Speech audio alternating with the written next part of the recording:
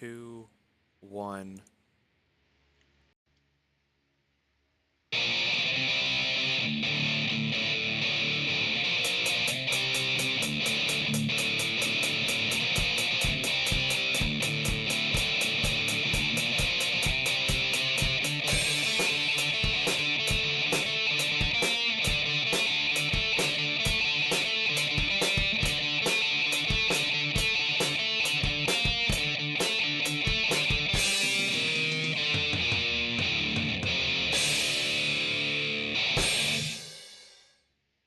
All right, welcome to another edition of Fragments of Silicon Reviews. We got two titles up tonight.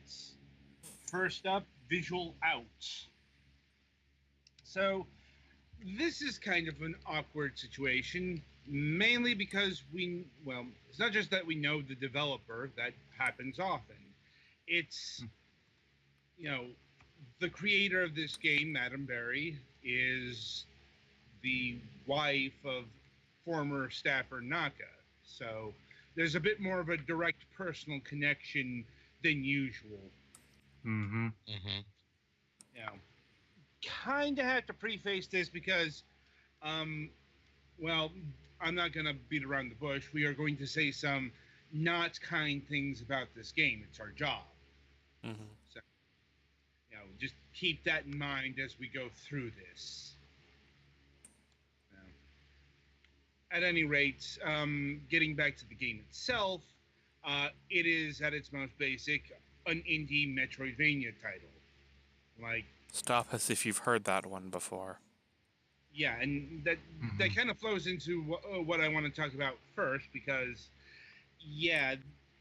there's a lot of these. Yeah, this is a fairly clouded genre. Crowded. Yeah. Whatever word you want to use, we are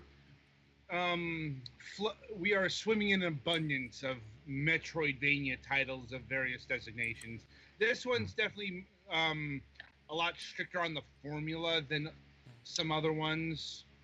Well, it's like, didn't we review like 16 of these last year or something like that? I think that might have been roguelikes. But yeah, it's like we have definitely encountered Metroidvania titles. We review a lot of them. And and this is what I'm talking about when I'm saying not necessarily kind things. Visual Out doesn't really stand out at first glance. That is to say, not only do we have a lot of indie Metroidvania titles, but we have titles in this specific aesthetic. Think Axiom Verge or Environmental Station Alpha. Two games that Naka has covered on his channel, not coincidentally or whatever. Because this is a game, your character is in a computer or something. Yeah, it's like, I guess we'll use the word stuck in a dying computer, and and is trying to free himself from said dying computer. And there's all sorts of fuckery going on, not just in terms of obstacles, but you are in a dying computer. Though oddly enough, there is no timer here. Well, Metroidvanias don't work well with a strict timer. No, it's like timers usually have to show up at certain points. Like escape sequences. No, and the point of order is, the whole computer aesthetic has been done in this genre. It's just, when you get down to it, Barry's art is pretty distinct. The main character, your avatar, I don't think there's nothing that looks like this elsewhere. And her art style isn't going for retro. It doesn't look like, it doesn't look like Metroid. It doesn't look like a Castlevania title. It doesn't look 8-bit, you know, anything If like anything, that. it kind of looks like a particularly neon-y, really early 8-bit style. Yeah, but it's not deliberately invoking that style. Is my point, which a lot of these retro, you know, which a lot of these Metroidvania titles do. Mm-hmm. You know, mainly to homage the, you know, the progenitors of the subgenre. But you know, individual flourishes like that are probably lost on the endless waterfall that is Steam right now. Mm-hmm. Mm-hmm. Yeah. You know, like I said, it's not, you know, it's not necessarily a critique, but it is something that is going to come up on Wednesday. You know, because, you know, how do you make a title like this stand out when it's not necessarily it doesn't have any sort of identity, it's that its identity is, you know, kind of matched against other titles in this genre. You know, that being said, the game itself, once again, mostly like if you've played an indie Metroidvania game, you've played this one, um, with a few distinctions. Um, Probably chief among them is the traversal, and how you get through obstacles. Like, you know, your standard way of getting through the barriers that make up a, you know, that block progression is usually, oh, you know, you get a power up, you open up that new pathway, and that does Yeah. happen here, but the game structure is a lot more puzzle oriented than your usual Metroidvania title. Now, whether or not you want to see that as a good thing or a bad thing, that's a subjective, but conveyance is a bit of an issue with this game. Mm-hmm. You know, a lot of some of that is down to it's one of these games that goes for a minimalist aesthetic. Yeah, very minimalist graphics, and it does the thing that gets done in indie games sometimes, and sometimes it's clever, but it's not new anymore. Of you don't need a visual user interface, do you? You can find your way around the overworld without and you don't need a hit point counter on the screen or a mini map or anything. I'm like, Uh, it's like I'm kind of back and forth on the whole um, conveying of visual information like that. yeah, Like, I don't think not doing it is a terrible idea. Um, but it's not a new idea anymore. no, it's like some of the stuff. Like I liked how death, you know, health was tracked in this game. I know Galaxy didn't, but Well, it's just that first off, the hit point tracker is only viewable on the pause menu. It's not labeled. And yeah, you start derezzing more and more as you take damage while you're trying to navigate the world, but you don't there's not like an absolute measurement of it, so unless you check, you can't actually tell how badly hurt you are. Like, I died once because I just did not know how close to death I was. If I had known, I would have dodged more. But I also wasn't exactly sure what was hurting me sometimes. Mm. yeah, that was an issue in a couple of places because like when I fought these enemies that are kind of hard to describe, they're like these geometric shapes that come after you and shoot balls of energy. The They look green like balls. constellations. Yeah, it's like when you destroy them, afterwards there are little glitch like enemies that'll come after you, and you have to use the jammer to kill them. Mm-hmm. Mm-hmm. I think that's what was killing you. I could be wrong. That was probably part of it. I think one of them was I was dying to contact with the big old globe thingies you use as a weapon because I Yeah. didn't realize it was hurting me. It's something that should be noted. You don't have a gun in this game. Yeah, the first No. power up you get is a leash thingy that you can use to interact with certain things or like hit certain power switches and stuff. And you can also use it as a grappling hook to pull obstacles and also reposition enemies. Yeah, that's actually not true. You do get a gun in this game. Oh, Okay, you you don't do? get a gun early in this game. Yeah. That's about the third or fourth power up. Yeah, your first power up is the tether, It's called current. yeah, the currents, and yeah, I that assume allows you turret to, is the actual gun. yeah, the turrets, and yeah, that's an interesting approach to gunplay, mainly because well, it moves like a turret. Like you don't aim the gun so much as like it'll be in a certain position and then it'll move back and forth. Hmm. So no And gun aims, you jokes allowed. I mean, and you can make that joke. We're just not responsible for what happens.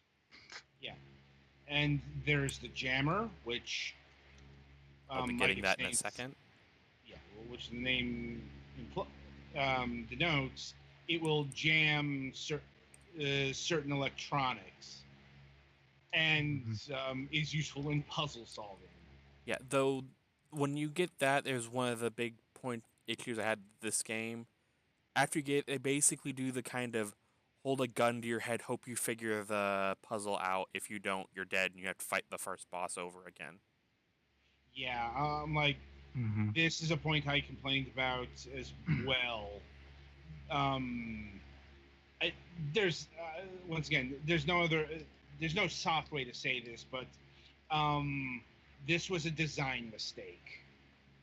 Like certain save points are well away from like a boss encounter. Well, and you also like for the first boss, you just can't go through the room behind you and go to that other save point.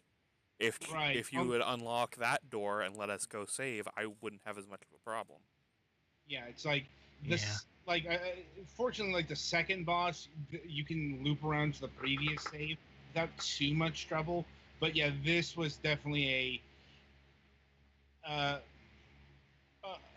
you know, an unreasonable expectation here.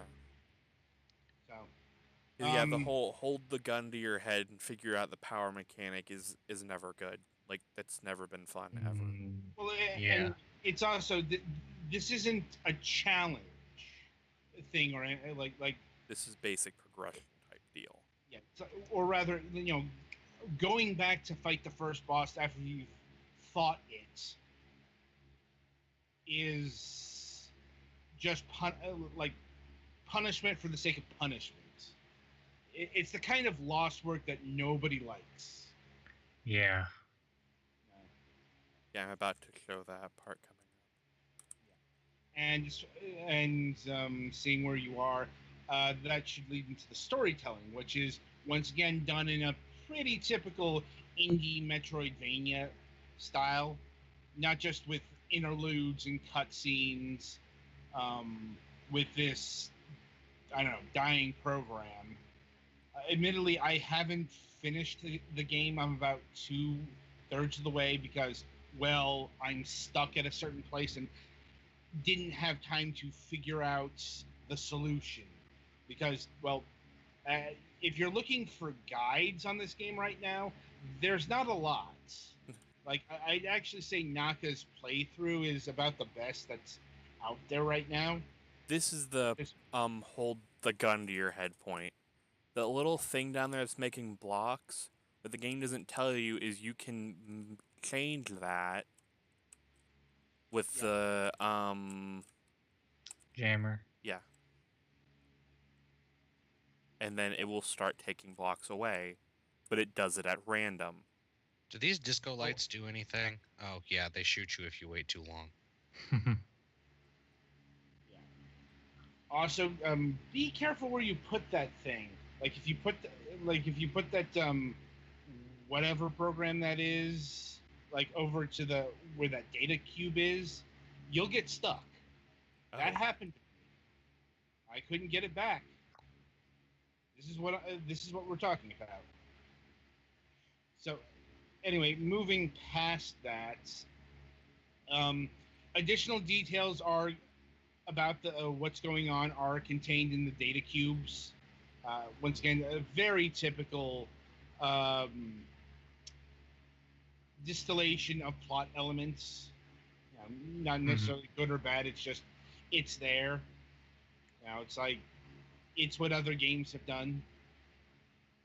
Like as far as the plot itself, I'll be honest, I wasn't particularly invested in what was going on.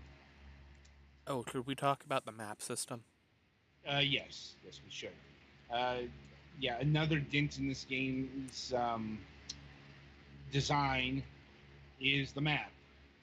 Like there is a map, but You can only see it on the pause menu and when you hit a save area, and when you look at it on the pause menu can you see where you've been, and only when you look at it at a save thing can you see where you are. yeah, it's like Mhm. it'll show you where you've been, where you haven't been, but it's not going to show you exactly where you are. Yeah, nor will it tell you where you should go next, Yeah, or even nothing just like really any does that. any idea. Like, yeah, one thing we mentioned Mhm. before is this game has a problem with conveying where you should be going. Yeah. So are these like whiskey bottles that shoot dandruff? What do Uh, those do? the things they shoot out hurt you, but if you jam them, they stop shooting. Yeah, Okay, you can also shoot them once when you you get have the gun, yeah which well, neither Petty Fan nor I has. yeah, and the other power ups are the shield, which is actually coming up here soon. I'm probably not going to get to it. I have no idea where that was. I believe, yeah, it's like uh, Like, um, here on a whim is where I in, learned that the jammer could actually stop these things. yeah, I just kept getting hit by them. yeah, it's like you need another. It's like if I'm recalling correctly, you needed another power up to get to it. Like, uh, there's also the rocket jump, which is the powered up version of the double jump. You can actually equip. I haven't gotten the powered up versions of the powers yet. There are two levels, Hmm. and they will tell you this. And there's also the dash. Rocket jump is basically going up really fast, and um, the dash is moving horizontal. Like, As yeah, it, real you quick, know, right now is what happens when you're at critical health. Like, if you're looking at stream right now, my character's like phasing in and out. Mhm. yeah. Another thing to mention about the visuals Man, they are so out. is it's us like if there's an invocation of um, early computer games, it's not in the fact that everything's blocky. It's in the CRT effects. Like, you know, it looks like a game that is being played on an old '80s monitor or something. Ah, Although I just got that's dash. yeah. Although that's probably also because you're a program in a dying computer. It's like so it posits that this computer is fairly old. And its Mhm. higher functions are probably not doing well anyway. Yeah.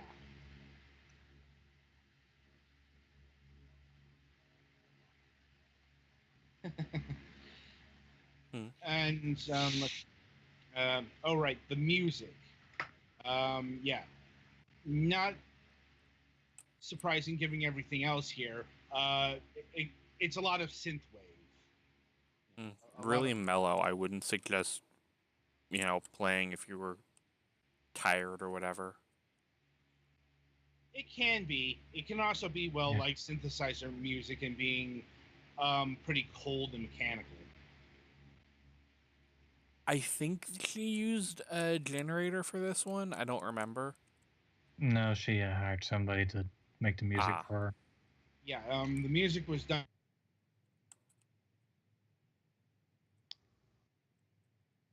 Familiar with that abstraction? The The abstraction music we was know done is by, and then you dropped. yeah, music was done by a group or a company called Abstraction. Ah, Like not to be confused with the Abstraction game developer that we know. Yeah, so the game, I'm sure Barry will tell us more about the music uh, on Wednesday. But it definitely fits in with the general aesthetic of Visual Out. Mm-hmm. Let's see. Pricing. So this game runs $10, which is fairly standard. Like, given the size of this game and the complications and everything, I'd say it's about within target range. mm-hmm. Mm-hmm. Like, because it's not a terribly long game. Granted, none of us have completed it, but you just look at the map and you can see that you know, the, and Metroidvania titles in general aren't known for length. You know, especially when you know what to do. Like, I mean, that is one of the central facets of like doing Metroidvania titles, speedrunning. Mm-hmm. Yeah. Granted, like I'm not aware of anyone who's done a speed run of Visual Out yet. That may be forthcoming. It's just going back to the beginning and talking about the the identity issues and not being able to stand out. I'm not. I am rather concerned that this game is going to sink beneath the waves Mm. because there's a lot of games out there. There's a lot of games in this genre, and there's Mm-hmm. a few games that well do this kind of thing that this game is doing in terms of storyline and um, what have you. Yeah, it's a unique combination, sort of, but not super unique amount of Like I much. said, the uniqueness is in the details, but unfortunately Yeah. that's a bit too subtle for a casual eye. hmm And Mm-hmm. but we'll be talking more about this on Wednesday as well, because well, it's just kind of a permanent feature when we talk to game developers because you know these are the facts of the matter, especially since I'm not sure if a game like Visual Out is ever going to reach consoles. Yeah. Quite a few indie games get a reprieve on other systems. Yeah. Visual Out may just be PC only. Yeah, unless like a publisher or somebody finds it and decides they want to bring it to console. Right. Mm-hmm. Once again, still this is more of a Wednesday thing. hmm But overall, I'd say the game rates a solid 6 out of 10. To use a semi-arbitrary number scale, like Mm-hmm. oh, because we've talked about it's got its issues. Um, it like oh right, another one is the controls are kind of slippery, which can make for some frustrating sections when you miss a jump, and all that. And Galax, you mentioned you were having some issues with the. Yeah, I was actually having more. They're sometimes a little bit sticky. Sometimes the inputs don't quite match what you're doing. Yeah, but it's also, you know, you've got to keep in mind the people who develop these games. For example, this was a one woman project for the most part. Like, you know, so